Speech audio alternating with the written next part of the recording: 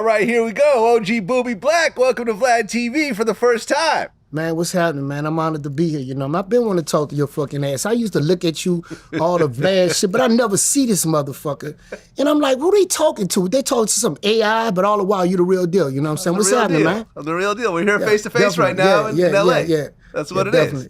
Well, you have a very interesting story. I want to start in the very beginning. Me and you are actually the same age. You're a few months older than me. Shit, well, you know, when you was still in your pot nutsack, I was running around, you know, drinking Similac. Okay. At 6 months or so. Definitely. Okay. Now, born in New Orleans. Yeah, uptown. Now, you were actually born in a house without a doctor. Definitely, yeah. My mother had me, you know what I'm saying, inside. Okay. But it wasn't like she had me. You know, they had people there to help, but back then it wasn't no, you know, we ain't gone to the hospital or nothing like that, you know what I'm saying? So yeah, that's how it went down. Was there a nurse in the house to kind of overlook the whole process, or? I don't know. I wasn't fucking born, Vlad. I know, but I mean, it's kind of a crazy story to be born in a house. Listen, it's like I wasn't born in a hospital. I went to the hospital after I was born. Got it. You know what I'm saying? So that's how that went down, and that's the story that was told to me. Okay. I don't know. I was afterbirth all over me. Well, how long after you were born did your mom get locked up? I want to say like when I was like about probably 11 or 12 months old. Wow. I was still a kid. I was less a baby. than a year. Yeah. What was she locked up for? I don't know, but I think it was theft because she used to do a lot of boosting and shit. You know what I'm saying? They had those Gaylords and Kraus and all this. And my mom, she was a hell of a booster. She used to go in that bitch and rack up stories I was told. Where was your dad during this time? What was my dad? Yeah. My dad was in my life. Okay, so your dad was around, but your mom was locked up. Yeah, definitely. Okay, because your mom actually died when you were young. Yeah, she died. How old? I think I had to be like about 1 or 2. Oh, so you never really knew her? No, I didn't know. I made a song called Black Memory. Because the song states that, you know what I'm saying, the memory of my mama, I don't know who it is. You know, so I made a song called Black Memory. Yeah, I never knew her. Does that bother you? Bother me? Yeah. Nah, it don't bother me because, let me tell you a story. I had a lady that came in my life that my daddy was messing with, you know what I'm saying? Her name was Judy. And this lady knew I didn't have a mother and all that, so she took me in as her son. And the whole time, you know what I'm saying, I always had that love for my mother. I always had that motherly love, you know what I'm saying? So Judy was the one who filled in that gap, so I ain't had, you know. I had a picture of my mom, and I used to see the picture, and I used to wonder and see all type of, you know, little things in my mind at a young age, but, you know. How'd your mom pass away? Brain tumor. But she was young. Yeah. I'm assuming. Yeah, she was young. Yeah. How do you get a brain tumor that young? I mean, was maybe in her 20s? No, I don't think she was in her 20s. 30s maybe? Yeah, their 30s. Right, but that's still. But I'm saying you don't young. know the dynamics of people, you know, people body. People get tumors from all kind of shit. You could get a tumor from stressing. You could talk about some shit and think about some shit too long, and you know what I'm saying? And it could fuck with your mind. Yeah, that's sad, man. That's the center control center of your fucking body, your mind. Yeah. Sorry for your loss, man. So sorry for your loss. But you're growing up with your dad and a stepmom. Definitely. Now, your dad was hustling, though. I wouldn't say hustling. My dad was a construction worker. What you talking about hustling? He was a construction worker. He did a lot of painting. They have these big avenues in New Orleans. You know, St. Charles Street, Napoleon Avenue. I remember sitting on those porches after school while my dad was up on a fucking ladder painting the houses. Well, but in your documentary, you said that your dad would use his contractor jobs as a front where you would have a bunch of people painting on a house that was actually a trap house. Yeah, but you know, I could say anything on the documentary. Okay. I ain't on the documentary right now. Okay. Okay, I'm just referencing what you said. Definitely. Okay. Who's Joe Gaylord? Gaylord, that's one of my motherfucking long. That's a dude that took care of me, like, you know, like when I'm talking about my dad would paint the houses and shit. Gaylord was he was a real one in the hood. He was somebody that I looked up to as a young dude coming up. You know what I'm saying? He was somebody that worked with my daddy, you know, and he was like the strong dude. So I looked up to him. He was like my little hero, you know? Right, because at the time, he was one of the biggest weed dealers in New Orleans. Who? Joe Gaylord. No, I never knew Gaylord for selling weed at all. Oh, okay. No. What was he doing? He was painting houses. I just told you that. Okay. He used to fucking bring me to the store in the morning and paint the fucking house with my daddy. You know what I mean? He was just a wild one that had been around. Yeah, before, fuck no. Okay. Well, but during this time, when you were still a kid, this was kind of the heroin era in New Orleans. When I was a kid? When you were a kid. Like a kid. Yeah. You know, I would 8, assume, 9, 10 years old. I would assume it was. Okay. What changed when crack hit New Orleans? What changed when crack hit New Orleans? Yeah. I don't know. I don't know what changed. I don't know. No idea. Fuck no. Okay. Well, but there was a lot of violence during that time. There's violence everywhere you go. It's violence all over the world. There's violence when I leave out this bitch. Mm-hmm. When I came in this bitch, what the fuck I told you, Ron? I said they got these motherfucking niggas sitting in the car. Watch these bitches. So it's violence everywhere. You know what I'm saying? You know, it ain't no certain place for violence. Well, certain places are more violent than others. Definitely, yeah, they do. 3 of your brothers died. Right? That is inevitable. Yeah, we all gonna die. But they died young. What ages? A lot of people died. What ages were your brothers when they died? One of my brothers was older than me. You know, both of them was older than me. One was I think Moose was like 24, and my other brother Dookie was like 32. The third one? I don't have a third brother. I never said I had a third brother. Oh, okay. If I did, it was a brother from the street or something. Okay, but 2 of your brothers died. I just had 2 brothers. Okay. How did they get killed? I never said they got killed. They didn't get killed. No. How did they die? My brother, Dookie was on side of a fucking, he passed out from an overdose of drugs. Yeah, he had a drug overdose. You know, and my brother Moose, he had died from a bad accident on a motorcycle. Damn. They had these motorcycles called the MB5s. Do you ever remember the MB5? It was a Honda. It was a 50. Okay, it's like a dirt bike almost. Yeah. God, I just He had looked it up. a little common that. Sorry for your loss, man. How old were you when they lost their lives? Around? Shit, I can't calculate, man. I don't know how fucking old I was. I was young. I was younger than them. How did it affect you, seeing your older brothers, die that young?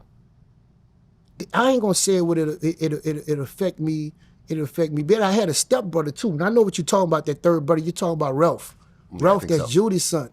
That's my stepbrother. Oh, but the two brothers I was talking about is Aaron Golf, which is my brother Moose, and Alvin Martin, which is my brother Dookie.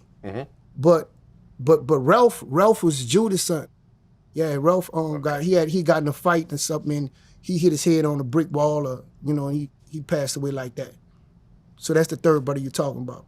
Okay. But Ralph was the one that like basically affected me the most, like really, because Ralph came up with me. You know what I'm saying? My other brothers, they stayed with their mom. Okay. He stayed with his mom. He said, I see him every now and then, holidays and shit like that. Oh, because there was different moms? Yeah. Oh, okay. I see what you're saying. My daddy was slinging dick, man. Sisters, brothers, man. Come on, man. How many siblings were there altogether? 7. 7? Yeah. Okay. That's what's up. Now, you yourself never did drugs. Who, me? Yeah.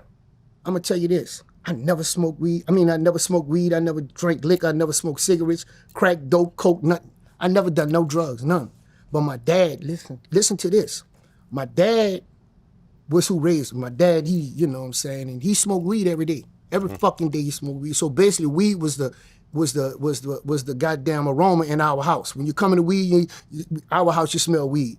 So, when my daddy died, I don't know, it just was a fucking spirit. I think his spirit came into my motherfucking body. I was with Disco, rest in peace Disco, that's Killer Stone, little brother. And we was riding in the truck, Disco had laid up there and said, man, you need to smoke. I'm like, nah, I ain't fucking smoking, man. He said, man, just try it one time. You know what I'm saying? And I hit the weed, and ever since I hit the weed that day, I've been smoking ever since. Yeah, but right now to this day, they'll tell you I'm a bitch when it comes to liquor. I don't drink no fucking liquor. I like to stay focused. If a nigga come try to give me a drink, I'm gonna think you're trying to get me drunk to do me something. I do not drink liquor. I don't use no type of drug, no type of pills, none of that. I practice health awareness. I don't put nothing in my temple. None of that. Yeah, I smoke weed myself. I'm gonna smoke the fuck out of some weed. You need to get my weed if you smoke weed. I heard about this. Yeah, definitely. The OG. Fucking right. The OG strain. Yeah, I gotta get some because I saw you have a whole growing situation going on. Looks dope. It's Looks dope. basically it's basically, you know what I'm saying, growing big. You ever heard of Upper Peninsula of Michigan? That's a whole nother fucking town of Michigan. You got to go over the bridge, and they got these white motherfuckers stay over there, and no black people over there, and they run their shit the way they want. They own government, they own law, they own everything. But you know what they do? Them motherfuckers love weed. So I went over there, and I even sold my strain in Upper Peninsula. It's like in 3 dispensaries over there. That's what's up. I was like a fly in a fucking bowl of milk over there, for real. Okay, so originally you were in the Magnolia projects. Yeah, Judy. Remember when I come up, Judy stayed in the Magnolia, so that brought me to her. You know what I'm saying? And as a kid, I came up in the project. You know what I'm saying? We stayed back there a long time. Okay, what age did you move out of the Magnolia? With the age I moved out, Yeah. I never moved out. Even when I left that bitch, I still came back. Now, you can say with age, my parents moved Right, out. your family moved out at one my point, daddy yeah. built a house on Marengo Street. It's uptown. It's down the street from the Magnolia. And he built a house on Marengo Street, you know what I'm saying? And when we left the project and we went on the Marengo Street, that's like in the 12th wall, he built a house right there. We stayed there for, like, you know, coming up. But I always went back to the fucking project because that's where my friends was at. That's where everybody was at. That's where I learned how to do every fucking thing at. You know, the neighborhood was pussy to me. I have to be in the projects. Well, you're growing up in a 2-family home with a stepbrother and, you know, your dad and your stepmom. And you've always, stepsister. and your stepsister also? Yeah. And you've always spoken highly about your family. It seemed like Yeah. you were in a good family. But you go to school and you started, you know, messing up a lot. You burned a garbage can at one point, set off the alarm. And then at one point they actually had to put you in the school for bad kids. Yeah, they put me in Agnes L. Bull Wheat. And Bull Wheat was they had a special class in there for disruptive students. See, you have 2 things in school. You have ED and you have BD. The ED is for emotionally disturbed. That's when you got fucked up emotions. And BD is for behavior disorder. I fell under the category of BD because I was just a bad motherfucker. I won't fight every day. I won't talk shit to the teacher. If you're a substitute teacher, you're not my teacher, bitch. I'm not listening to nothing that you talk to me about, you know, and that's how I was in school. And I liked it a lot of attention. So that's why I burned the garbage can up and, you know, did a lot of fighting and all that shit, you hear me, you know? And that's just the way it was, bro. Well, when you got home and your dad found out and your stepmom found out, what would happen? I get ass whooping like a normal kid. Ass whoopings was prime. It just was how long you was gonna get one for. Sometimes you get a 5-minute ass whooping. Sometimes you get a 2-minute ass whooping. Sometimes you get a whole day ass whooping. Every time your mom or daddy see you, come your fucking ass here. You know, so ass whoopings, and I'm cussing to that. Well, you talked about in the documentary that when you were younger, you used to rob people.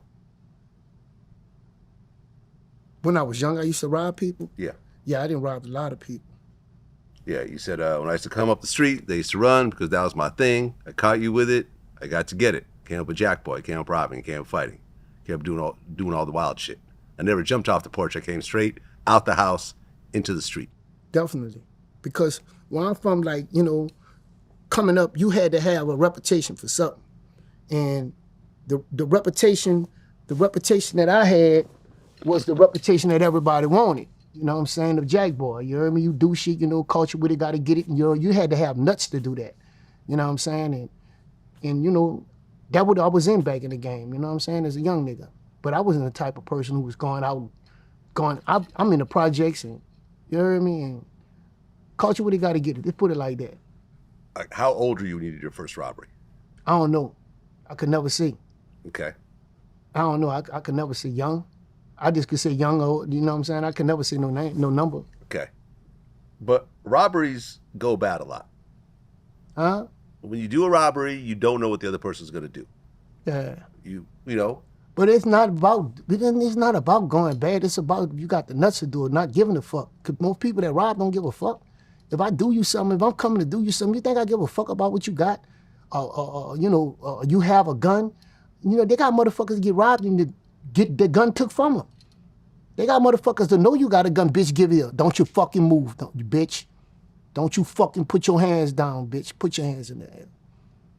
You know what I'm saying? I take your fucking pants off. Now I take your pants off, you gonna run down the street buck naked? Or what you gonna do? You gonna hide for shelter. You gonna get your bitch ass in the alley until I'm gone. You know what I'm saying? And that was the thing, man, you heard me? And they ain't give a fuck about you knowing, no, it wasn't no scheme ass robberies, bro. This scheme ass shit is some pussy shit that just came on since COVID. See, COVID made it legal for you to wear a mask. You know what I'm saying? Back in the day, if you had a mask on and you come up the street, you liable to get killed. Right now, you got a mask on, you come up the street and like, what's up? Mask is part of the uniform, it's part of your outfit now. You know what I'm saying? Back when I was cut up, you have a mask on and walk your fucking ass in a project or come down any one of them streets, nigga, you gonna get your ass knocked off. Straight up. Because the mask represented somebody that was robbing, somebody that was mugging, bandana around the face. That represented that shit. Right now, you could do all that. You could walk in Walmart with a mask on. I don't give a fuck. COVID did that. That was the divide and conquer. I ain't got to tell you, like, you know what I'm saying, you're a white person and I'm a nigga. You white. You know, you don't have to tell me like you don't want to be in my face. Only thing you gotta do is put your fucking mask on and walk right past you. I don't gotta speak to you. I can walk right past your ass and don't speak. And that's how it is. You know what I'm saying? Divide and conquer, separate. I mean, during that time when you were robbing, what do you think was the worst situation you got into? The worst situation I got into? Yeah. They had a motherfucker that didn't want to give it up. Right. And I had to wrestle that bitch. You feel me? And you know what I'm saying? And I wrestled that bitch and the bitch was strong. You know what I'm saying? And shit happened. You heard me? And I had to holler for my gang. You know what I'm saying? I had to holler for some help. You dig? And yeah, it happened. Street shit. Yeah. Now, you knew all the original Hot Boys. Every one of them. And you and Sterling were close. Sterling was me and Sterling sat on the floor together in Magnolia unit in 1980, 89. You know what I'm saying? Sterling Lofton, me and him sit on the same wall together. Now, the Hot Boys existed before the actual crew, the Hot Boys? Was that just like a name that you guys gave certain people? Yeah. If you was a motherfucker that was doing shit in the street, you know what I'm saying? You had a lot of bitches, you had fly cars, you had jewelry, you had, you was hot. Okay. You know what I'm saying? So you did something, you was hot. Did you know Baby and Slim during this time? Yeah, I know Baby and Slim during that time. I came up with them people, you heard me? Me and Baby talk sometimes. Like, what was Baby like during that era? Same the way he is right now. Same way he is right now. Okay. Now, you and Sterling were actually locked up together at one point. Yeah, we was in Scotland. We used to fight together. Yeah? Yeah, definitely. You fuck with him, you gotta fuck with me. You fuck with me, you gotta fuck with him. Okay. And you also knew Dooney. Yeah, Dooney, yeah. I went in Scotland with Dooney, though. Dooney came to Scotland after me. And you also knew Diesel, who I had on my show not too long ago. Yeah, Diesel, I know that Derrick Jones, yeah. Okay. And Diesel is an interesting guy. You know, a small dude, almost like unassuming. Yeah. You would think that he's not really with that. And then you start hearing the stories and you realize he's the craziest one out of the bunch. Yeah. You called him chaotic. Yeah, he used to always be on some chaotic shit. I guess he had a little small man complex, but, he was always about his business. Good gambling motherfucker. Right. You said you guys you and Diesel never had issues, but sometimes you had to show loyalty to your own crew. You know what I'm saying? That's just like a patch of Indians.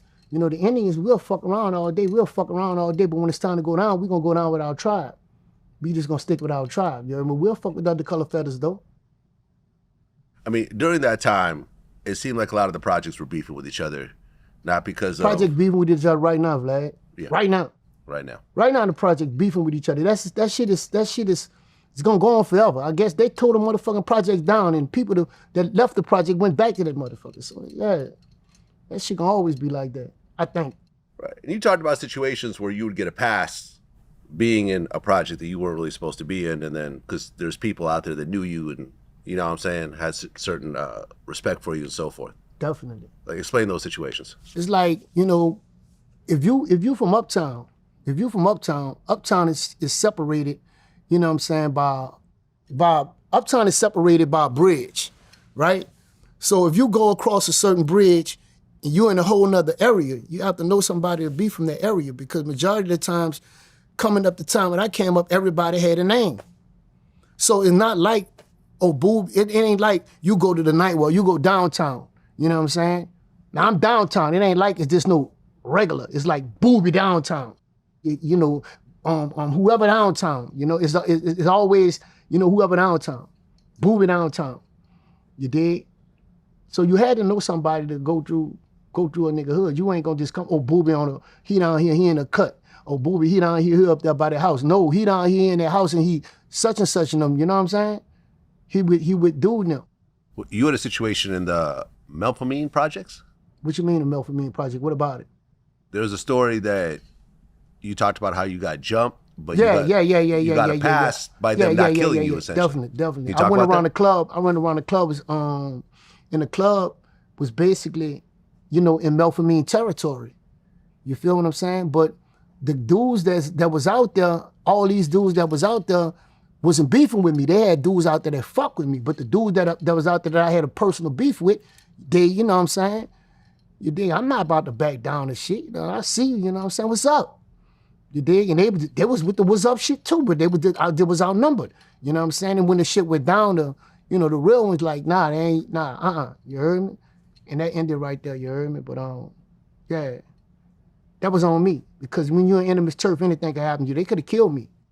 So in that situation, if someone that you knew didn't step in and say, no, we giving him a pass, you would have probably lost your life that night. Nah, it ain't going like that. You saying it the wrong way. It ain't, fuck no, it ain't going like that. Right, it's like, if some shit happening with me, you know what I'm saying, the motherfucker see me, you know what I'm saying, getting down. You see I'm about my business, you feel me? But you see I'm outnumbered. So by you fucking with me, you knowing me, you know I'm outnumbered, you ain't, you know, I had real people that stepped in. Nah, that ain't gonna happen like that. You and Black Emo were close. Yeah, James Jones, that's my brother. You guys were in juvie together. We was in juvenile jail together, Scotland together, you know what I'm saying, everywhere. Right, because you first got locked up, was it 15? 14. 14. For stealing a bike? Mongoose, yeah. The mongooses. The mongoose, Ooh, yeah. that hit home. That was the bike during that time in the 80s. But the way I took the mongoose, the guy got after me when I did this store called Time Saver. So when he put the bike out there, I jumped on the bike and the guy got behind me, but I ran him. So what I did, I still wanted to hang around the neighborhood on the bike. And the police was looking for the bike and they ran my ass down. Okay. So did you actually get any jail time for that one bike? Nah, I ain't getting no jail time for the bike. I went to jail for the bike, but I came home and I did some other shit. I actually go to jail every day, Vlad. One time I went to jail, got out of jail that morning and went back to jail that same night. It was a joke to me because it's the juvenile bureau. The only thing your parents got to do is come sign you out. Right, but then a situation happened where they gave you 3 years. That was for some old other shit. That was for me having multiple charges. They had the lady named Ernestine Gray. It was the judge, a black lady. And she told me if I come back in her courtroom what she was gonna do. And she did it. I came back. So, you know, it was multiple shit. Death, all kind of shit. You know what I'm saying? I was wild and reckless, you heard me? Right, because you got sent for 3 years at LTI, Louisiana Training Institute. East Baton Rouge. Yeah, in Baton Rouge, where you locked up for 20, no, wait. They sent you at one point to Monroe, Louisiana. After that. After I came from Scotland. See, when I first went to Scotland, that when I was with Black and Moore and Sterling and all of them, that was in the 80s. You know what I'm saying? That was like 88, 89. 90, I told you I stayed going to fucking jail, Vlad. So I went back and went through the same shit again and I got more time. I got a whole nother charge and I got more time. So now when I'm coming back, this is the 90s, early. They had a captain that was over there in LTI. He ran LTI and he knew that Alvin Goff, that's me. I'm always in trouble. You know what I'm saying? And he seen my name on the roster. They had an infirmary. That's the infirmary where everybody used to go. He seen me at the infirmary, and the people that at the infirmary they had to explain JRDC. You're at the back. So when you're in JRDC, they know that you're about to come to Scotland or Monroe. You know what I'm saying? So when he found out I was in the back in JRDC, he shipped my ass straight to Monroe Adjustment Center. Not on the compound. No, he cannot be on the compound. Leave him locked up. How much time he got? He got 2 years or whatever. Lock him up. And he had that much power when he did it.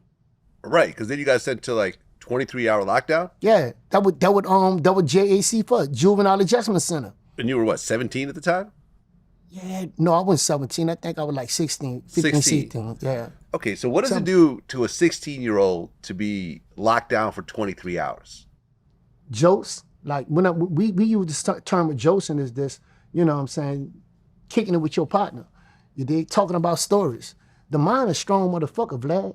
You heard me? And once your mind set in the way you gotta adjust to something, you're gonna adjust to it. So what I used to do, I used to draw, do a lot of drawing. I used to write a lot of letters, lines, telling bitches all type of shit. And I had a partner down the hall from me. His name Marlo Helmstetter. He from out the Calio Project.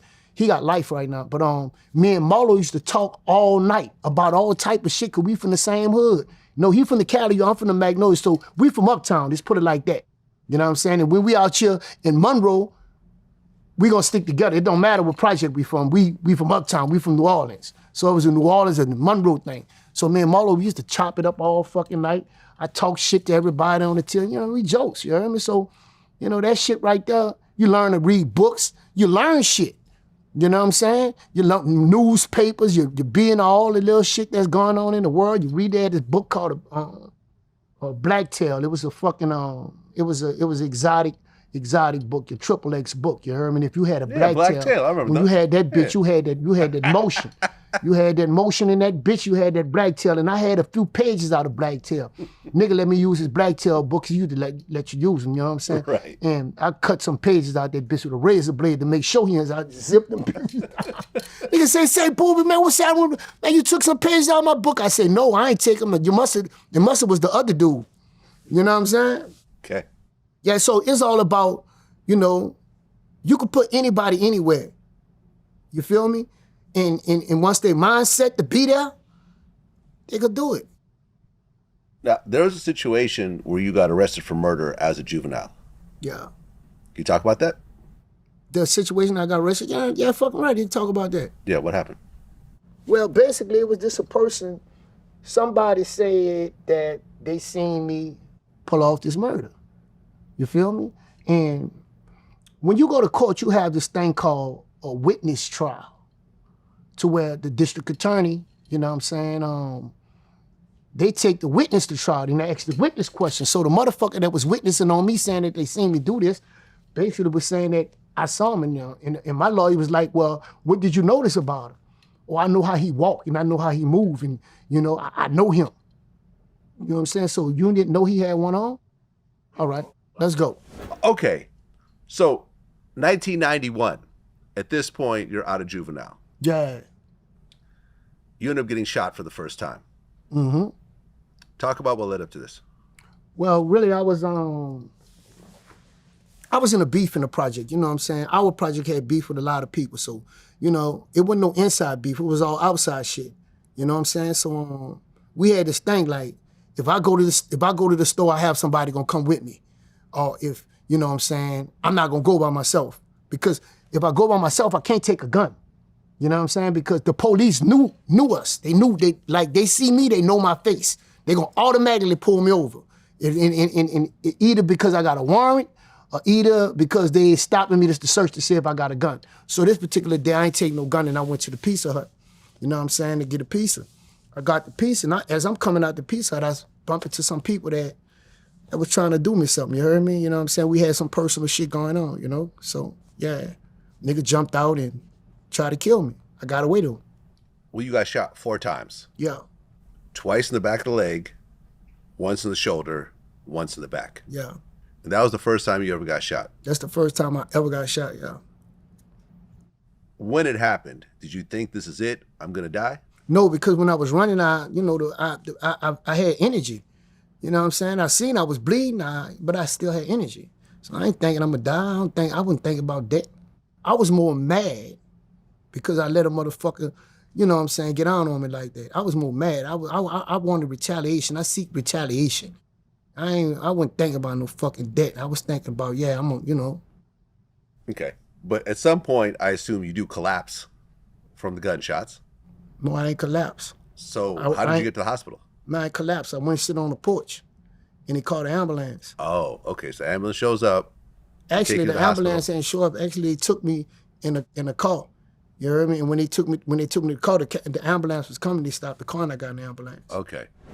Did you ever run into those guys again? I don't even know who the guys was. I just seen one of them there. I recognized the dude face in there. Nah. That was that. Okay. Soldier Slim was a big figure during this time. Mm-hmm.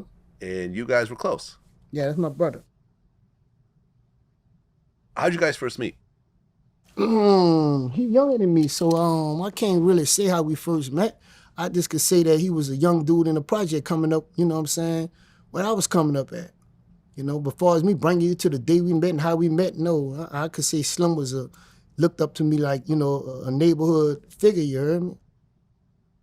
Yeah, I mean, everyone I know from that region looked up to Soldier Slim. Yeah, but Slim is younger than me. Yeah. Slim come up from a tribe that was a lot of young dudes. Yeah, I fuck with Slim hard as fuck. That was like my little brother. Yeah, you said he was more than just a rapper. Everything he rapped about, he really did it. He would get shot like every other week. Yeah. He was getting shot that many times? I mean, he had a lot of things going on, so, you know, he got shot a few times. Yeah, I remember this was 2003. Me and Bun B had just met. And I was working on the Tupac mixtape, and he was doing verses for the mixtape. Yeah. And I remember we were on the phone, and I'm like, did you hear the news about Soldier Slim? Because he had just gotten killed. And he goes, no, what happened? I said, Soldier Slim just got killed. I was like, were you guys close? He said, very close. Yeah, everybody loves Slim. And he was like, I'll be honest, I'm not really surprised right now, unfortunately, because he was into so much shit while he was alive that he's like, I'm sad that this is happening, but I'm not completely shocked. Yeah. You know? When you found out that Slim got killed, what'd you think? That is inevitable. Everybody gotta go. You know what I'm saying?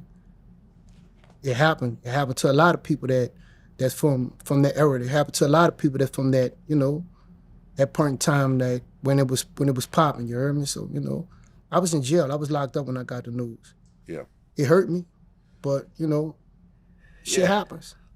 I mean, it's sad because I remember I interviewed Juvenile, and like Slow Motion was Soldier Slim's first major hit. Yeah.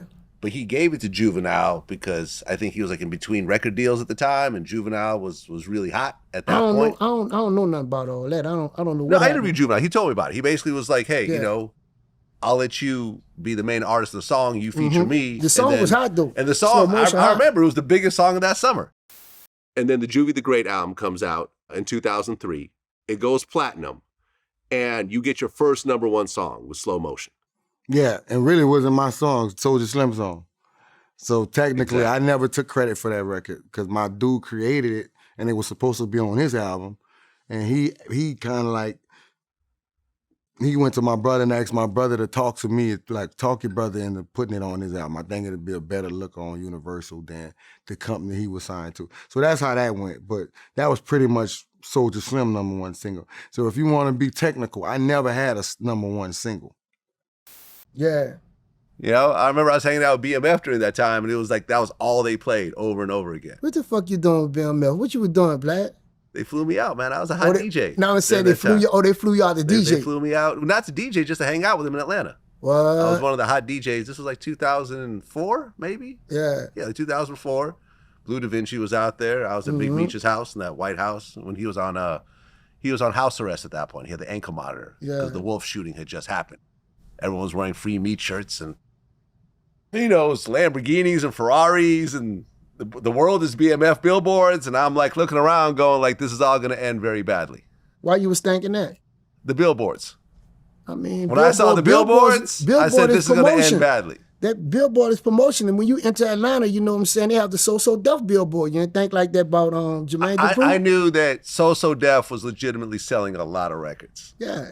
I was watching music videos by So Def on MTV. Uh-huh. BMF had one artist, Blue Da Vinci, who at that point had not sold a single record. And everyone had Lamborghinis, Ferraris, mansions, 100,000 in jewels. Man, you got to look at it. They probably hit the lottery, man. You got to look at shit the other way. You heard okay, well, I'm going to tell you that they did not hit the lottery. And ultimately, what I thought was going to happen unfortunately happened. Yeah. You know what I'm saying? But I was just like, I was shocked at the level of flamboyance. I'd just never seen that before. Yeah. Not guys that were making money in that type of But they're fashion. doing it right now, you know what I'm saying? Today they're doing it more than they were doing it back in BMF day. They got motherfuckers out here that's on game right now. I'm talking about, you know, you got dudes that's pulling up in all types of shit. You know what I'm saying? Like, you know, I'm talking about guys that's doing credit, guys that's doing, you know, they got their own businesses going. They got the young guys with the social media thing going. I mean, it's a lot of ways to make money right now. So, you know, you can't like look at everybody like, oh yeah, no, they got motherfuckers. I don't look at everyone like that. Hey, I was looking at them like that. And, Yeah. and what I'm saying is it was all true, ultimately. Yeah, we saw how it all turned out. Mm-hmm. And I've interviewed Lil Meech. I've interviewed Yeah, I seen him. J-Bo. I've Yeah. interviewed all these guys. You know what I'm saying? Like I wasn't close to them, but I was out there when You it was the happening. DJ. You were the motherfucker. I was a with the DJ. music. Yeah. Exactly. Well, there was a situation in 1994, and I guess Soldier Slim was there. There was a big dice game that was happening, and things went bad. Definitely. Explain what happens. Me and Slim was shooting dice on a porch on Magnolia Street. And this day I actually had to go see my parole officer, probation officer. You know what I'm saying? Because it was a color code thing, so it was my color, I had to go. So we shooting dice on the porch and we talk big shit to each other. So they hit me at the dice game. You know what I'm saying? But I had a few more dollars in my pocket. Now they walked in the middle of the court with a circle and on 6 and Clara. You know, so I followed them down there. Went down there, you know, shooting dice with them, you heard me? And shit went down. You know what I'm saying? I was in the street, I had beef. So a lot of people that was out there, they knew what was happening, you feel me? When they seen the person that I was beefing with. Motherfucker yelled, tried to give me a warning, but it was too late. You know, that's what happened. Well, yeah, someone that you were beefing with had an AK-47? Yeah, I had got shot, but it was 2 dudes. Yeah, one of them had an AK-47, yeah. I mean, an AK-47, I mean, that's a chopper, basically? I mean, that's what they call them. Yeah. You got shot in the legs. I got shot in the leg, I got shot all over my fucking body. How many times did you get shot? 18. 18 times. 18, yeah. I could show you every motherfucking mark. I got shot legs, my fucking side, my chest, you heard me? The back of my back, you heard me? My arm, basically, if you pull my shirt up right here, I got shot 5 times right here. You know what I'm saying? This arm right here, you know what I'm saying? It looked like a tiger that's ripped through that bitch. I still had my arm though for like 12 days. Well, during that time, guys would shoot at the legs first so then they could stand over them. Yeah. And basically empty the clip and turn it into a closed casket. Mm-hmm. That was the MO during that time. That was So the thing that you had to you were do. right in the middle of that. You're getting shot in the legs, but you had a gun on you. Yeah. But you didn't manage to get it out quick enough when you first got shot. No, I had managed to get it up. I managed to get it out. The gun got shot. The gun got shot? Yeah. Oh, they shot the gun. Fucking so right out of your there. hands. Yeah, no, I ain't shoot it out of my hand. The gun was still in my hand. The gun got shot and big ass fucking dent in the gun. Damn. Yeah. Did it still work?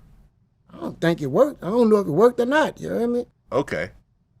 But basically, like when the bullets was coming my way, the fucking gun took one of the bullets. Okay. So you get shot 18 times. Yeah. At this point, did you think you were going to die? No. Tell you the truth, because the motherfucker who I had beef with, I looked in his face, and the only thing I wanted to do was just, damn, this bitch that got me, you know. So I wasn't thinking about no fucking death. I would think about this bitch ass nigga, man, and let this bitch get me, you know what I'm saying? But at one point, you know what I'm saying, I laid back and I looked at myself, and I just relaxed. I just relaxed, you know what I'm saying? Because I learned that, you know, when relaxing in the game, your blood don't flow fast. So that's what I did. I just relaxed. And when I relaxed, a lot of people thought I was dead. I ain't relaxed and closed my eyes. I just relaxed and just looked around. You know what I'm saying? So does the ambulance eventually arrive? Yeah, the ambulance pulled up in the middle of the project and picked me up. Okay. And then the same thing which you was talking about, the police coming and asked me, the police asked me right there on the spot, who shot you? Let me know before you die. The Right. police told me that. Right. It's called a death confession. They Man, did the same fuck thing. That bitch wasn't supposed to tell me that. That bitch wasn't supposed to tell me he gonna let me know who shot you before you died. What the fuck you think? I'm going in my grave? Man, nah, man. I don't know nothing about nothing. You know what's crazy is that I interviewed Chris Carroll. He was the first responder when Tupac got shot. Yeah. And he told Tupac the exact same thing. He said, before you died, tell me who the shooter was. That shit surprised me. Yeah. Because But Pac realized, he said Pac realized he was a cop because, he's really badly shot. Yeah. And he said, fuck you. And then he passed into a coma and he died. And I looked at him once again. I said, what happened? Who did this? Who shot you? And now he's looking at me, so we're looking at each other in the eyes. And this is kind of the first time he's even acknowledging my presence. And he looked at me, and I could tell he was getting a breath together to tell me. And he looked me right in the eyes, and we looked at each other, and he said, fuck you. And he said it just like that, with the emphasis on that F to really let me know. That's how we felt. So. Yeah, I ain't say nothing, but I remember that shit. You hear me? I'm like, and I'm talking to myself in my mind. I still remember this shit. I'm like, what's wrong with this bitch? Telling me, nah, bitch, we gonna see. We gonna see how it gonna turn out. Cause I already had the adrenaline rush. Was like, bitch, if I die, my niggas gonna get you. You gonna get got. So it wasn't about me thinking about dying. It was me this mad that the motherfucker I wanted got me first. You know what I'm saying? So the debt wasn't even on my mind. I mean, at 52 years old, when you look at that particular situation and the mind state that you were in, at, how old were you at that point? Like 20, 21? Yeah, that's something like that. 21-year-old Boobie Black in that mind state just got shot, and the only thing you're thinking about is revenge. Now you're looking at the older 52-year-old Boobie Black who has children that are older, who looks at life a little bit different. What do you think about that younger version of yourself? I think that if you put a tiger on the moon and the tiger pregnant, and once that tiger have baby cubs, they're gonna still be fucking cubs. You know what I'm saying? So coming up in an environment where I came up at, you had to be this type of person. So it don't matter, you know what I'm saying, what you're doing, it just matter where the fuck you was at. And where I was at, you heard me, I was in the heart of the motherfucking jungle. So I had to survive. So you had to do this. Everybody around, you know what I'm saying, you had to live like that, period. Yeah. You was gonna get tried, you know what I'm saying, and if you don't stand up behind your fucking self, you was gonna get ran over. I wasn't about to get ran over. I wasn't about to let no motherfucker kill me. I wasn't about to let nobody build up a case to come fuck with me. I'm gonna shut this shit down. You heard me? Rank it or sank it. That's how I was living. I don't live like that no more, but back then I had to live like that. I had to. Well, you get to the hospital, and it's a mess. Definitely a big mess. You had to they actually had to have you put on a colostomy bag.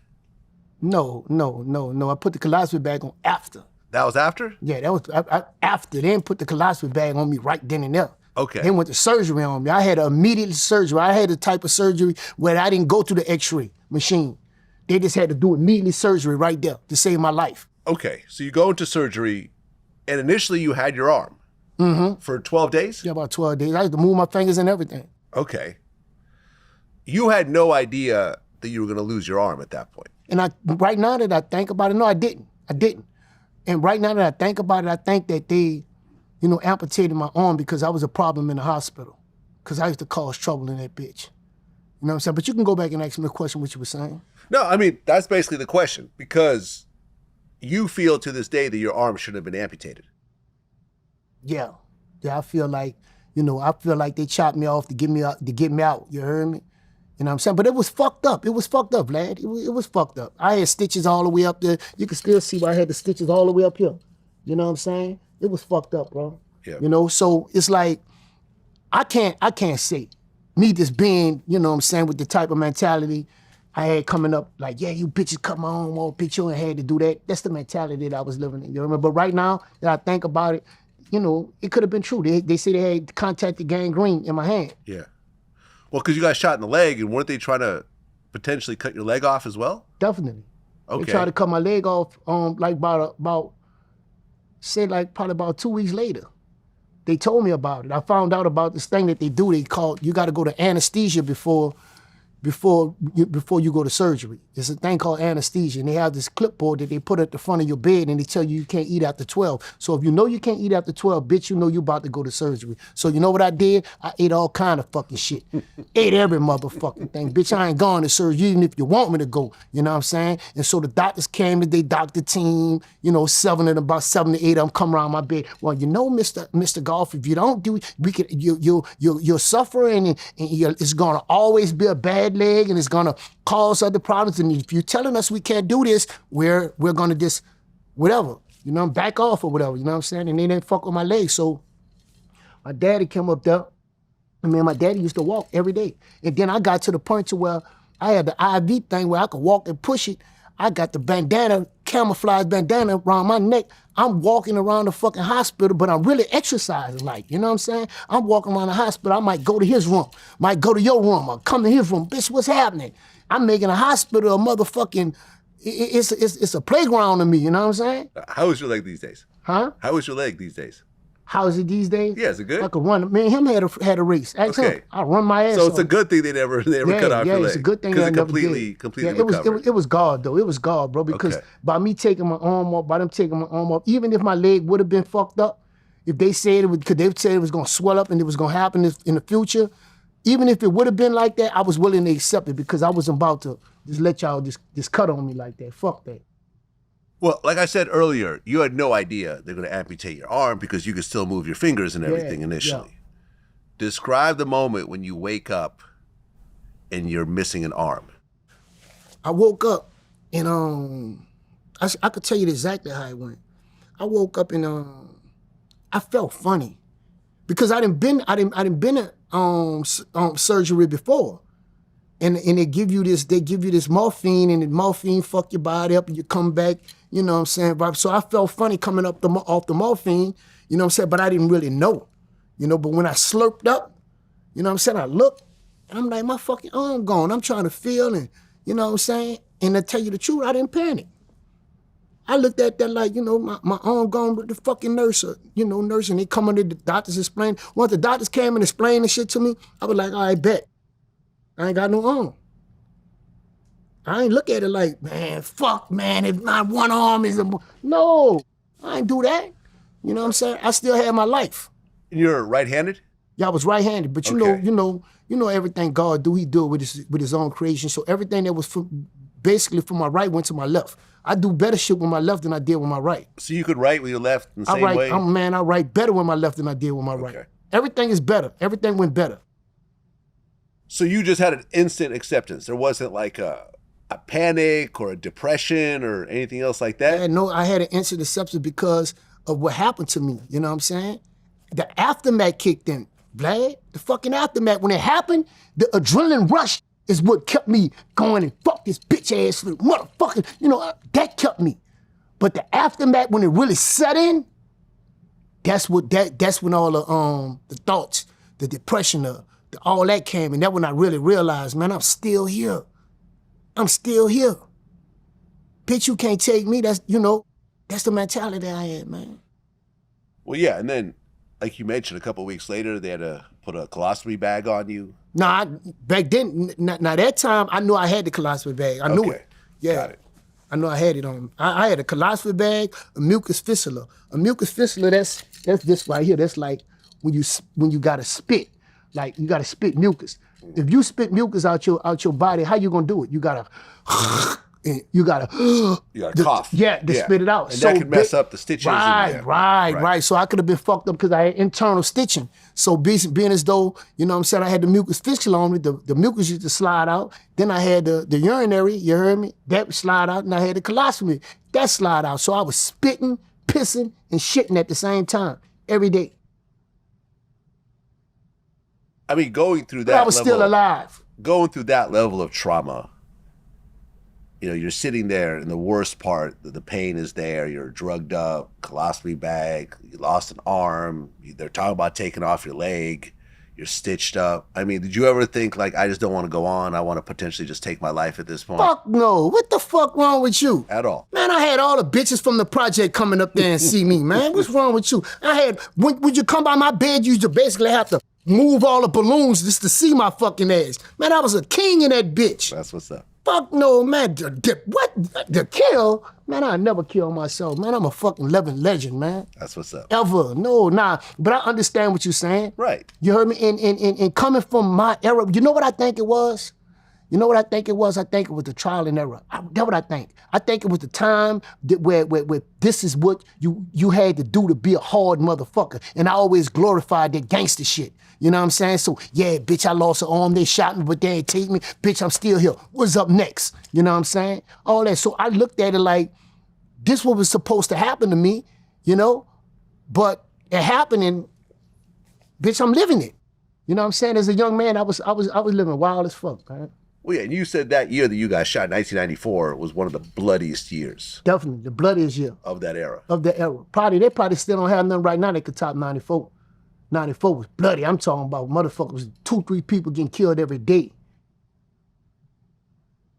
Well, you get out the hospital, they patch you up, and then 3 months later, you get locked up for first-degree murder and premeditated homicide. Yeah, first-degree murder, premeditated homicide, doing a crime. That's what they call it, premeditated homicide, doing a crime. So basically, they try to add more shit on it, like doing the crime is what? What I was doing the crime. I was robbing. What I was doing, I was putting a rope around a motherfucking neck, so it could be attempted murder. And, you know, it's doing a crime. Like I'm doing something else besides attempted murder, and it's premeditated because I'm setting it up, or I already have it set up, or whatever. You know what I mean? That was bullshit, man. All right, so it goes to pre-trial, I guess? Now I go to you have a thing called fucking Witness trial. Yeah, the witness trial. They call it preliminary hearings. Preliminary hearings, Yeah. right. Okay. You know? And at that point, they start to question the witness. Right. From what my lawyer told me, the witness was like, I just know him. You can't go on no fucking murder, you know, talking about, you know what I'm saying, no, I know this person. Did you know who the witness was? Huh? Did you know who that yeah, witness was? I knew who the witness was. Yeah, definitely. It was a Was girl. that someone it was you a lady. It was a lady? Yeah. A lady that came up in the neighborhood that knew me. And I knew her daughter, I knew her son, I knew everybody, you heard me? But they had a reward out for the person that happened. So she took the reward, but she didn't know that in order to get the reward, you have to testify. You know what I'm saying? So it's like, yeah, I know him. And after that, it was nothing else. Right, because they mentioned, you know, did the person have one arm? Yeah, it was nothing else. No, you didn't notice. You didn't notice he had one arm when you say that you knew this person. Right, you're the most recognizable person at this point. Yeah, out definitely. there. You know, it's not, you're not going to mix Boobie Black up with anybody else. Yeah. So, were you actually arrested and locked up during this time, or no, for this particular case? Yeah, I went to jail for it. I was in jail. I stood in jail like 45 days. Okay, so you're fresh out the hospital, you're still healing up, you're still stitched up. Now you're in jail facing a murder charge. Mm-hmm. Now, you know you didn't do it, but sometimes it doesn't matter in a court of law. Right. I'm sure you know some people that are in jail right now for things they did not do. Yeah, I know a lot of people in jail for some shit that they didn't do. So how nervous are you? Like, wow, I'm about to catch a murder. I wasn't fucking nervous, bro. I wasn't nervous about nothing, man. I was running and ranking and sinking, renegading every motherfucking thing. I didn't give a fuck. And you right, they had me on a medical tier because I had a philosophy bag on, you know what I'm saying? And I'm on a medical tier and I bumped into my motherfucking dog on Vamp, on Rodney Bow. Shout out Vamp, man. Vamp back home, you heard me? Yeah, shout out Magnolia Vamp. Stepper. So me and Stepper on the medical tier together because he had a wreck on a motorbike and he fucked his leg up. And we bumped into a motherfucker up on that motherfucking medical tier. Yeah, bitch. We bumped into a motherfucker that we been trying to get with. And we caught that bitch. And we handicap whooped the fuck out of him. Yeah, you know what I'm saying? So yeah, all that went down. It just go to show you, Vlad, just because a motherfucker in jail, that shit don't change nothing. All right, what gonna happen? I'm gonna get found guilty. You're gonna send me to life to go to Angola. I'm gonna be with my niggas. You feel me? I don't get found guilty. I'm in here. I'm with my niggas. You dig? It was more, you dig, you being in the game than anything. Yeah, but nobody wants to be in prison. Nobody want to be in prison, women. but one You know what I'm time, saying? right. But you gotta understand this. One time, prison was the shit. If you ain't go to jail, you was a bitch. In the clique that I came up with, you bitch ass nigga, what you, nigga, you. People glorified the fucking old parish. When you go in that bitch, they say you're now entering a real jail. You know, you going there with a red band on, that means you coming for some violent shit, murder, you know what I'm saying, kidnapping, you dig? You coming there with a yellow band on, that's like you on a misdemeanor, you pussy. You feel me? And that's how they was living. I'm telling you some real shit. Now, wasn't there other cases where you got arrested for murder that you beat as well? Yeah, I've been to jail for murder like 5 times. 5 times? Yeah. What were the other cases about? Some shit that motherfuckers all implicated me in, you heard me? I was on a charge with somebody, you feel me? And that got thrown out of court. And I had another case where I went in that bitch, you know, some shit that happened at a parade. And I went down in there by myself, you feel me? And it got thrown out. Because you got to realize this. You got to realize this. In Orleans Parish, they had a thing. If you have a capital offense, you sit 60 days. If nobody don't come and witness on you in those 60 days, the case is automatically dropped.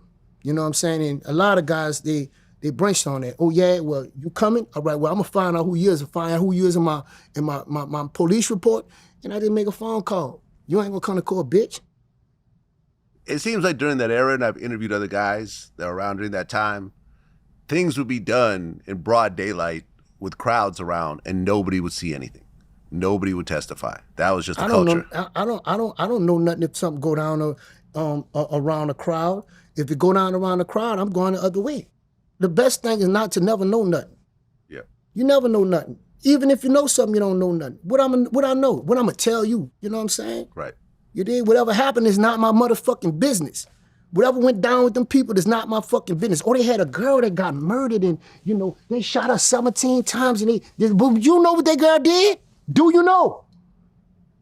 That girl could have set a motherfucker up that got him killed. That girl could have set a motherfucker up that got him jacked. That girl could have set a motherfucker up to get that person, somebody fucked over. So you have to know the situation. So when I see shit like that happen, broad daylight or whatever, motherfucker get executed, that's not my fucking business, Vlad. I'm gonna keep going. So I don't gotta witness to nothing. I don't know what you're talking about. Hey, did you I don't know what you're talking about, sir. Matter of fact, let me get out your face. I mean, during those 5 times, you caught the different murder charges every time. Was there a particular time where you were like, damn, like, they might really convict me over this bullshit? Just yeah, it was. It's it looking was bad. one time. It was one time. Yeah? It was one time. I remember we was on the docks. They have a thing called the docks. It's a thing before you go to court. And I was going to it wasn't a preliminary hearing, it was after the preliminary hearing. And it's basically what the officer was saying that they had on me, the evidence that they had on me. You know what I'm saying? And the evidence that they had on me was like some shit I thought was gonna take me under. You heard me? But, you know, shit ain't fuck with me. You heard me? And you'll never know on that bitch. See, we have a thing, it's called indictment. And once you sit in that bitch for like 54 days, they have a newspaper come out called the Metro. And in the Metro section, they have the people that been indicted for that week. You know what I'm saying? And I think I was in that bitch for like 56 days, and wasn't on a indictment for that week. You know what I'm saying? So it's impossible for them to come back and get me. So I know I'm going home in a few days. Yeah. But I thought they was gonna indict me because of the shit that they was talking, man. So I thought I was gonna get indicted. Luckily you didn't. Yeah. Well, then in 1997, a shooting happens again. Talk about that? Yeah, I seen a motherfucker that I knew I had some problems with. And this type of beef, you know the people because it's not no shit that nobody keep undercover. Bitch, I want you, I'm gonna get you. That's how it was. So it ain't no mask. I told you that mask shit come when COVID come.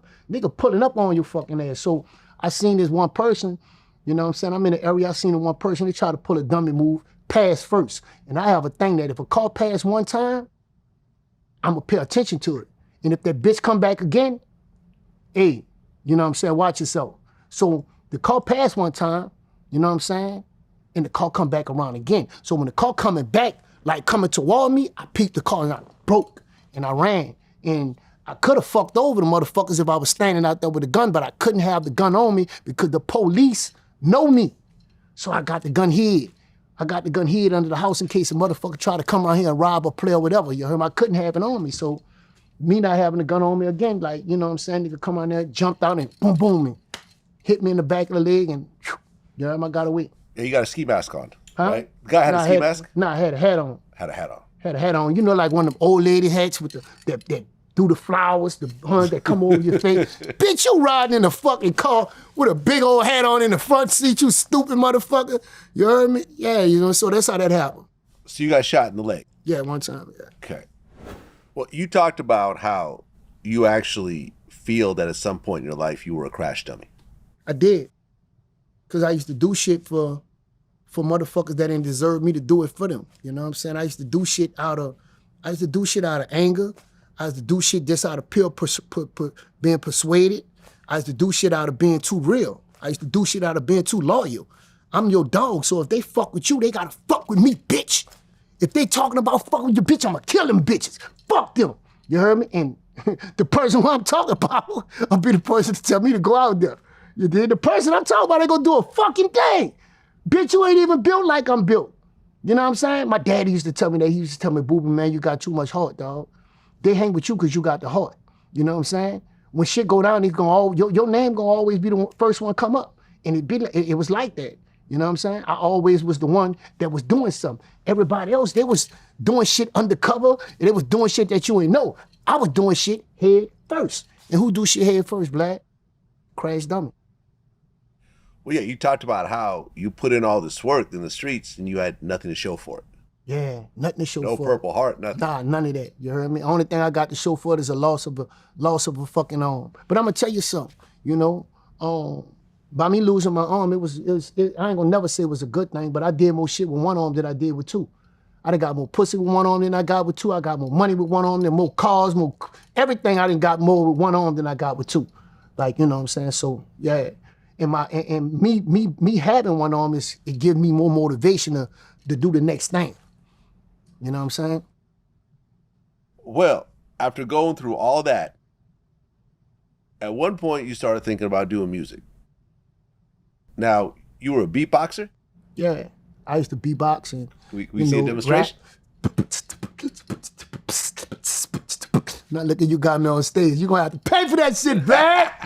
Well, okay. Yeah, I used to you know that, you know, we ain't had the turns, we ain't had all that, so we used to get out on the yard, wherever. You know? Right. So you started thinking about doing music, and Kevin Gates was around during this time? No, Kevin Gates wasn't around. Kevin Gates was he was doing his thing, and then Kevin Gates ain't come around till later. Right. You know what I'm saying? He came around till later. I always was involved in doing some music shit, but I wasn't no musician. I wasn't no rapper. I ain't have a rap name. I was the type of come through and spit a few lines and talk some shit. You know what I'm saying? It wasn't serious to me. Okay, but Kevin was taking it seriously. It became serious when I got, you know, I teamed up with, you know what I'm saying, with Kevin, and he know me, you know what I'm saying? He know I'm an animal. He know that, you know? And so sometimes you could tame niggas, you heard me, by doing good things to niggas. You feel me? And Kevin was in position where he was able to do a lot of good things for me. So he put me in position. And to tell you the truth, when I first came out fucking with the game, I was selling merchandise. Yeah. And I'm gonna tell you, that's where the money at, in the merchandise. It used to be nice. I used to make money. You know what I'm saying? So I was selling the merchandise, and as time went on, Just because I'm selling merchandise don't mean that I'm just a person that sell merchandise. I'm a real nigga though. You feel me? I'm a real nigga though.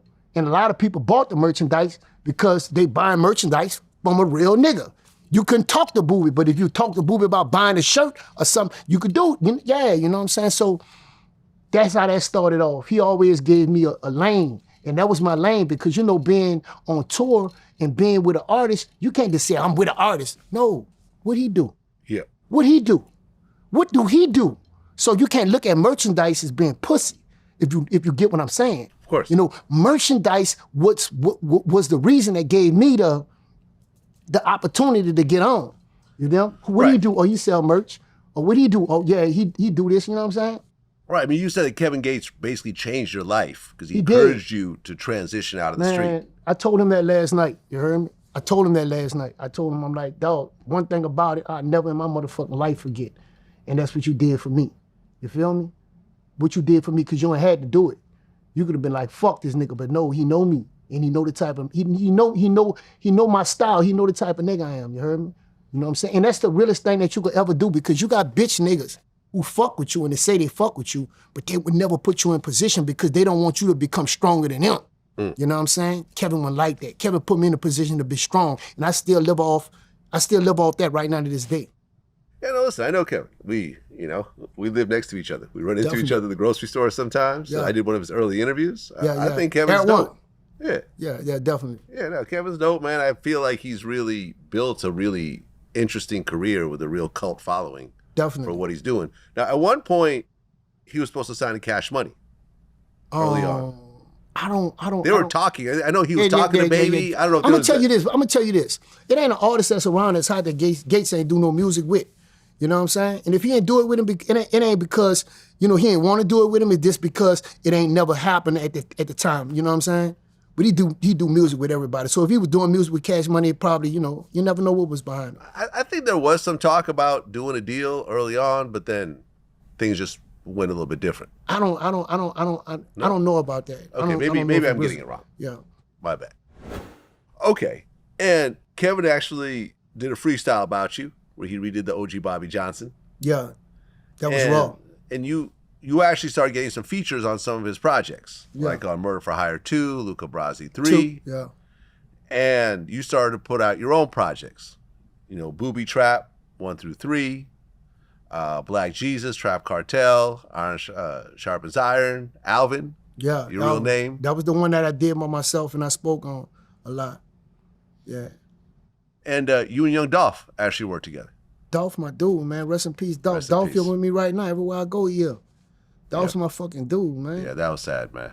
Yeah, it's a lot of fallen soldiers that's gone. That's, we just got to hold it down for them while we still here. Yeah, you worked with Moneybagg Yo. Moneybagg, yeah. Me and Moneybagg did some shit together. It was live. Black Youngster. Black Youngster, me and him did some shit together. It was live. Definitely. And all this time, you're still pushing, your merch, your graffiti shirts. Artists are wearing them, and you turn into a real business. Definitely.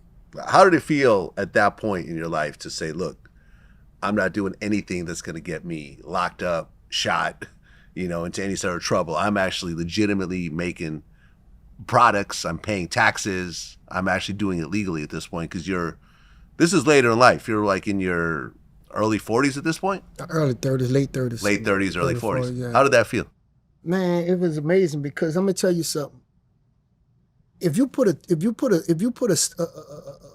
small fish in a small tank, that fish will never grow. You know that, right? It just will stay small. But if you take that same small fish and you put that motherfucker in an aquarium, it'll grow. You know what I'm saying? So I didn't know nothing besides what I knew. And what I knew was the hood. What I knew was the projects. What I knew was New Orleans. What I knew was the bullshit. You know what I'm saying? So when I got away from the bullshit and I went to seeing other shit, that made me want to do other shit. So that's how I transformed. You know what I'm saying? They had people that they want to take pictures with me. OG Boobie, what? I ain't taking no picture with that nigga. I don't want to be around him until they change to where not people are going crazy to take a picture with me. You know what I'm saying? And it's all because of what you do in life. Like your people, places, and things you got to change in order for you to change. You can't keep doing the same thing, fuck with the same people, going the same places, you're going to stay the same. But once you get ready to grow and you ready to, and that's what happened with me. I went to seeing other things, I went to traveling the world, and man, I would not change that for nothing a day at a time. I'm going to always be this way, and I'm going to always grow bigger. Now I'm to the point where I have so much shit going on. I got like about 9, 10 different businesses, you know what I'm saying? Well, right, you got the marijuana business. Yeah, I have Black Ice. I have the Black Ice, yeah, that's popping. It's, you know what I'm saying? It's 32% THC. That's popping up there in Michigan, Upper Peninsula, Michigan, where it's legal at. So I'm in dispensaries. I get paid, you know what I'm saying, commission for every bag that they sell. Then at the time they say OG, they get discounts and shit like that. You know what I'm saying? So that's a good thing. I'm working with a lot of white people. When I speak of white people, you know what I mean. I ain't racist. You know what I'm saying? We all bleed the same color. Right. But I got a lot of white people around me, and I'm like the fly in a bowl of milk. You know what I'm saying? And they teach me a lot. They show me a lot, and I soak up a lot of game. So I'm good on that end. You know what I'm saying? I also have a book. My book is OG 50 Diamonds. You know what I'm saying? They was in the jailhouse, they read the 40 Laws of Power. You know what I'm saying? I read that book too. So I I read got that. some shit and I got 50 diamonds. So my shit matching up with that. I got a promotional business where I promote artists, I produce artists, you know what I'm saying? I have my own record label, which is OG Boobie Black, LLC, and Boobie Boys ENT. You know what I'm saying? I have sell fucking dogs. You dig? That was the most interesting one. What? Of your businesses. So, high-end fluffies. High and fluffy, man. Shout out to Ox. Now, a fluffy is a long-haired Frenchie. Yeah, and the Frenchie is the #1 dog. Right. And these dogs. But this is not a regular Frenchie. This is a Frenchie that's like has long, fluffy Right, hair. right, That's why it's called the fluffy. Definitely. The genetics is different genetics because you have Frenchies that don't have that. That's regular Frenchies. Then you have these Frenchies that have long hair. Oh, okay, but originally to make these fluffies, was the Frenchie bred with a different breed, like a long-haired breed, to get that type of fluffiness? It's the genetics of the breed. You know what I'm saying? And you have guys that buy sperm from one of these dogs that's way in China somewhere. Now you didn't got the sperm over here, and you didn't did the surgery with your dog. Now your dog got this fluffy dog. Oh, so you're actually doing in vitro? Yeah. In vitro is Definitely. like It's artificial insemination of these dogs. No, it's nothing artificial. Well, no, Fuck but you take the sperm, you got to remove the egg, and then you got to fertilize it, and then... But it's not artificial. Artificial is when it's fake. Well, no, artificial... Okay, when I say artificial, it just means that the dogs do not have sex. You're Yeah, taking the sperm and the egg. right. That's all I'm saying. Right. Vitro. So It's a process. when you were saying you were making like it was a fake dog, like No, we it's not making a fake dog, but it's not a clone or something. Right. They're not having intercourse to make No, the they're babies. not. That's all I'm saying. Yeah. But they have some dogs have intercourse, but it's better to have the dog not have intercourse because you in it for the game. You heard me? Right. And when you have these dogs that have these surgeries, they have 7 and 8 puppies sometimes. In a regular breeding, a Frenchie might just have 1 or 2 dogs, 1 or 2 puppies. Oh, really? You know what I'm saying? Okay, yeah. Right, because in vitro you could have multiple eggs. You could basically create your own twins or triplets. Right. So the high end fluffy, they come in all type of different breeds. You not only have the high end fluffy, you have the fluffy dog, and you also have the big rope. Big rope is like this. Think of a ball of rope, like you roll a ball of rope up. That's how the dog face look. You know what I'm saying? So you have the big rope fluffy. You know what I'm saying, with the colors. You know, you have all type of different colored ones. You know what I'm saying? And it's like these dogs sell for a high price. They're not no cheap dog. The cheapest one gonna go for $10,000. And the most cheapest. expensive one you guys have ever sold. You told me this beforehand. Yeah. I want to hear this on camera. $500,000. $500,000 $500,000 for dog. one dog. Yeah, definitely. Okay. And the thing about it, though, it's not like someone's buying this dog for a pet. No. They're buying this dog to For the then bloodline. breed the dog. Right? For the bloodline, definitely. $500,000. And you gotta look at it. You'll probably say like, man, how the fuck a person spend $500,000 on a dog? Man, $500,000 really ain't nothing to a real dog breeder, Vlad.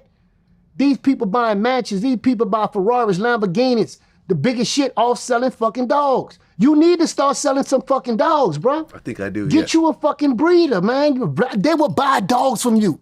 Think about you got dogs in this business. Man, I got a dog from Vlad, bro. I got a Fluffy from Vlad, you heard me? This your name. No, They're gonna listen, sell them off them. When I bought my Rottweiler from a breeder in North Carolina, the deal was he gave me a big discount and I made a video of me holding the puppy and shouting him out and tagging him. Yeah, that's what he you gotta said do. it was a little slow in the beginning, but now almost every day someone hits him.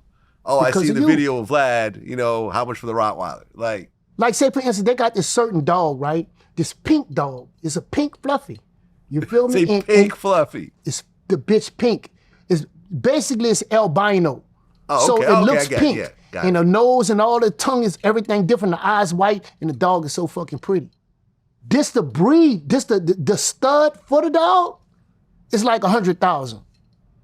This the breed to the dog is like 100,000. So you think people don't have Does that it look type of, kind of like this? that's that bitch. That's that bitch. Right. Ain't no kinda, that's that bitch right there. So, Big Boy from Outkast actually posted this. Okay.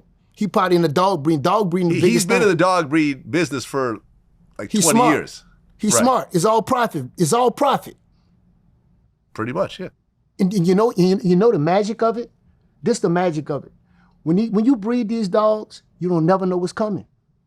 Right, because an albino You don't is just never know rare. what's coming. You didn't Right, know. albino's There's no way rare. to create an albino. Right. It just has to Right, happen. right. Right. You know what I'm saying? Just like in humans. You know what I'm saying? You don't see albinos every day. Yeah, every so often. definitely. Okay. Do you think out of all your businesses, which has been the most profitable? My digital product, the product that I made, you know what I'm saying? But I sleep at night and I make money in my motherfucking sleep, man. You know what I'm saying? My Shopify goes off all the fucking time. So digital product of what? Everything you need to know about the music game. It's like 10 courses. Okay. It's like 10 courses of me talking. I basically tell you, listen, before you lay up there and get on the track with a motherfucker, make sure you have the paperwork signed and you have certain type of agreements that you have to have before you even get in the motherfucking boot, bitch. Before you get on the boot and get on the microphone, you hurry up, you talking about, ooh, the beat hard, because that's what most motherfuckers do. They come in there, talking about, yeah, man, let me give you some beats, and they'll let you hear the beat, and you be like, ooh, that bitch hard. And you done went in there with your skills and put a fucking a verse on that bitch, and now it's a hit. Now you put it out and everything going on, ooh, that bitch hard in the city. Yeah, it's hard. But what about the person that made that beat? Yeah. That's who own it. You don't own it. Right. There's You no don't own paperwork. it. Yeah. Bitch, you don't own it.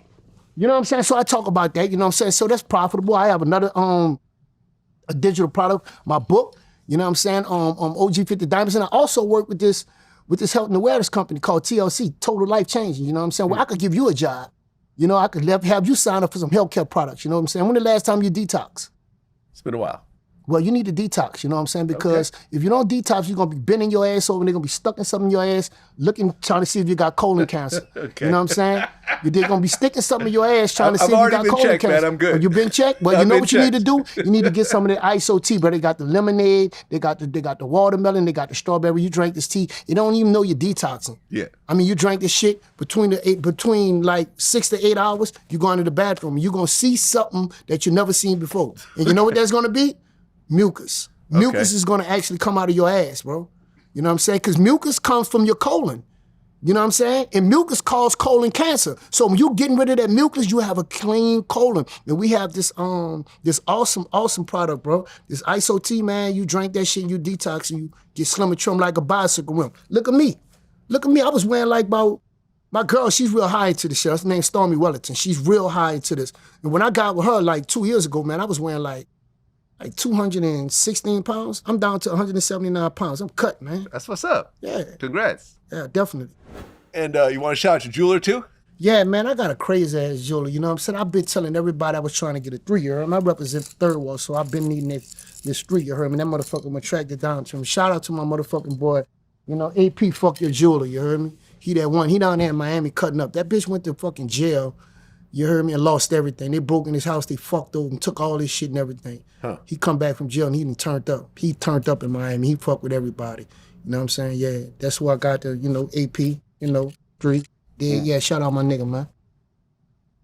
One more question, because I actually forgot to ask this. There was a situation recently where you were in a car that got hit by a train. Yeah, what happened was this, they have a salvage. I don't know if you know about salvages, but a salvage is where if you got a dope dealer or whatever, he driving the car and he get caught with something in the car and they impound the car. Right. So He they take seized the the dope car. dealer to kill and they seize the car. Then they All sell right, it? well, no, they can't sell it. Your car could be on a salvage yard for only so long. I think it's a period of like 40 days. And after 40 days, the salvage could send to the state, wherever the car from, and they could get the papers for the car. They own the car now. So I had this one guy, you know what I'm saying, that had a salvage yard, and I used to work with him like, yeah, man, I want to get that car. And he said, man, I got to get the papers. When I get the papers, I'm going to let you know. Now, you got to realize the car was sitting in the fucking salvage all this time, so the battery went down. You know what I'm saying? And I got the car. The dude come in the house, you know what I'm saying? And I got the car, charged the battery up, and I did was so, you know, thrilled in riding the car, so I'm riding around the hood in the car. I got on the fucking train track, and the car went dead. Okay. Crossing the train track, I was in Lutcher, Louisiana. Okay, the car goes dead. Because the battery. Right, but you could see the train is still coming. Why not just jump out the car? Because it's like the train was like too close. I was trying to beat the train. Oh, you're trying to beat the train and the car just stops. Yeah. I was trying to beat the train, and I had to go up a hump. Okay. You know? And at the top of the hump, the car gets stuck. Yeah. Why not, I don't know, did you try to jump out the car at the last minute or? To tell you the truth, I don't know what the fuck had happened, bro. I just know that when I woke up, I was in the hospital and I was talking about cats and dogs and all type of shit. I was fucked up. They told me they found me in the bushes. I was ejected from the car, actually, when I got hit. And the story sounded like some shit that's on a sci-fi movie, but it really happened. You know what I'm saying? So I don't know if I opened the door and was trying to get out the car, that's why I was ejected, but I just know everything went dark. Did you see what the car looked like afterwards? Fucking right, I went to that same salvage and seen the car. Went back The to same salvage, because that's where I bought the car from. Yeah, I went to that same salvage and saw. What did that car look like after getting Man, hit that by car a train? didn't look like it, like a person was in it. Yeah. And it looked like whoever was in that car was dead. You feel me? The whole front of it was like off. Well, when you look at your life, you've been shot 23 times Yeah. on 3 different occasions, and you got hit by a train. And more shit didn't happen to me than that. I just told you I got, you know, I'd have been jumped by niggas, you heard me? I'd have had one dude, you know, me and him got into some shit, and he come around and call himself trying to kill me, but it ain't turn out that way. And we can't talk about it on Vlad, you heard me? But just know that he just tried to come kill me, then it ain't turned out great for him. You know, so I done had a lot of things that happened to me. I done been bit by dogs. You know what I'm saying? Stung by a stingray. You heard me? By a stingray. Yeah, stingray clipped my motherfucking arm, swapped the piss out of my arm. I done had a lot of shit that happened to me, man. You know what I'm saying? Okay, because at one point you said you felt like you were immortal. At one point, because I was stupid thinking that way. Nobody's immortal. And I thought I did it all alone, but it never was me. It was God. God always kept his hands on me. He always kept me going. Right now I'm doing mentorship. I'm motivational speaking. You know what I'm saying? I'm on stages with big guys like, you know what I'm saying, Gary White, you know what I'm saying? He's a big guy, you know what I'm saying? He speaks before a lot of people, you know what I'm saying? And I'm gonna be on a stage with him this August in Miami, you know what I'm saying? So now that I'm from the streets to $1 million stages, you know, and on these $1 million stages, these people want to hear what I have to say, because you have a lot of people that suffer from depression. You have a lot of people that suffer from, you know what I'm saying, family loss, and people that left them, they don't really know who to turn to. So sometimes you have a real motherfucker you could talk to, they open up and they become better, you know? So we had this thing called Man in the Arena. And Man in the Arena is like basically you just confess everything that you're going through as a man, and you have your brothers there with you, you know what I'm saying, to sharpen you up, to let you know that you ain't by yourself. You know what I'm saying? And it's real intense. It's real raw. And I'm going to be speaking at the Man in the Arena in August in Miami. So it's going to be big. So I look at myself big for shit that I've been through and the shit that I'm doing now. And I never do the shit I used to do no more. Never. You know, I've been denounced that game. I'm living for me. You heard me? I got my kids, and I got a grandchild on the way to be exact. So I'm about to be a grandpa. About to be a and grandpa. I tell niggas this, you heard me? Grandpa Boobie. Yeah, I tell niggas this all the time, bro. In order to be like me, you gotta get like me. You gotta do the shit that I do. You gotta go through the doors that I went through. If you were to open them bitches, you'll turn around and run. You ain't going down there. You know what I'm saying? I know for sure. You heard me? Like I said, the valley of shadow of death, I done walked through that motherfucker. And fear no evil came out at the end. I was in the dark room where it just had one speck of light, and I went that way, and I took that turn. It's a lot of shit that I went through, you know what I'm saying? But I stood strong the whole time, and I commend myself, and I salute myself for the shit that I do.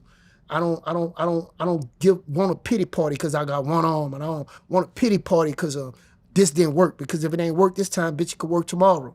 You just got to keep going, and you know what I'm saying? So I motivate myself. I motivate other people, and that's what I do right now, bro. So, you know, I live a good life. I don't have no problems, and I don't want none. Yeah, I mean, people are watching this, realizing that you're outworking them with one arm when they got two arms.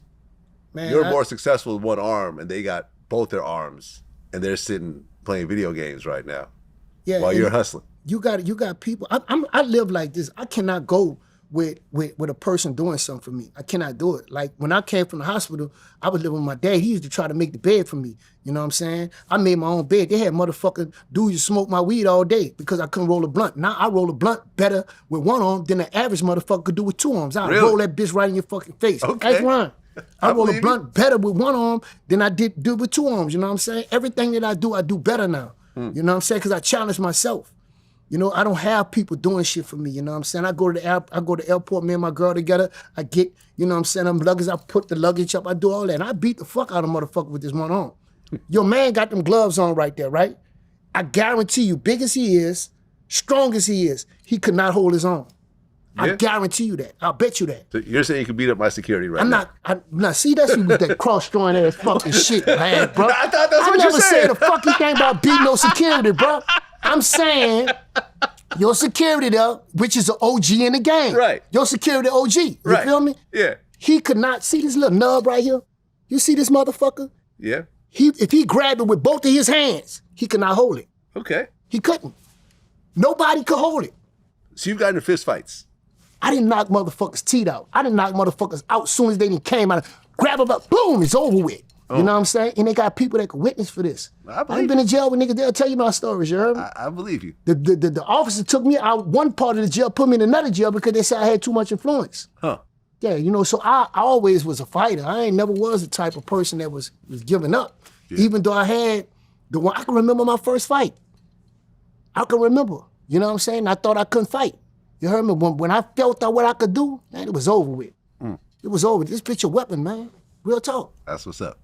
Well, OG Boobie Black, man, it's a pleasure to finally sit down with you. It's always dope to me when I sit down with someone who's like the same age as me, because we're a couple months apart. Definitely. And to just see how different our lives were, and for us to come together at this point is always interesting. You know what I'm saying? Like, definitely. You and I, if you would just put me in your environment and put you in my environment, things would have gone very differently for us. But so I always think about that. I would have been in your environment living like I'm in your environment. Because if you take a, like I said, you take a monkey out the woods, you're not gonna live like a monkey. Yeah.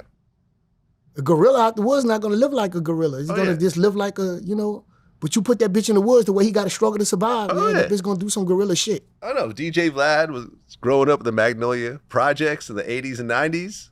Vlad you would have seen a very different Vlad today. Yeah, Vlad spinning the bin with the Mac 11, you heard?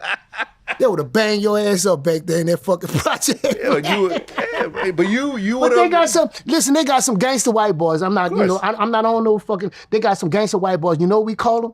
G white. I don't know why we call these motherfuckers G white. I think it's because it's gangster white or what?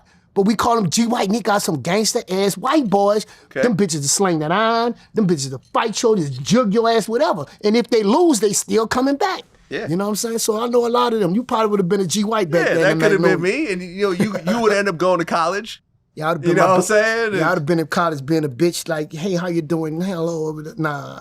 I'm glad you got your life and I got my fucking life. I ain't swapping my shit, bro. That's what it is. OG Boobie Black, man. Wish you all the best. Yeah. Till next time. Oh, Peace. Man, that's what it is.